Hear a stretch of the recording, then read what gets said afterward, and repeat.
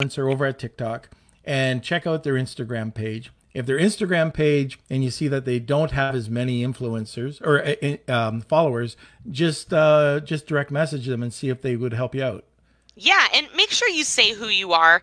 I think that's an important thing I've noticed when I message people on Instagram now is in that first line that they're going to be able to see without even clicking through the message. I want to say, hey, I'm from TikTok, because that's going to key in their attention. Like, people are really excited about TikTok right now. Again, especially if they went from being on Instagram with 5,000 followers and they've been blowing up on TikTok. Like, they're stoked. They're super excited about any opportunities that are coming from that TikTok platform. And so saying, hey, I saw you on TikTok in that first line is going to be much more engaging than you saying, hey, I'm so-and-so.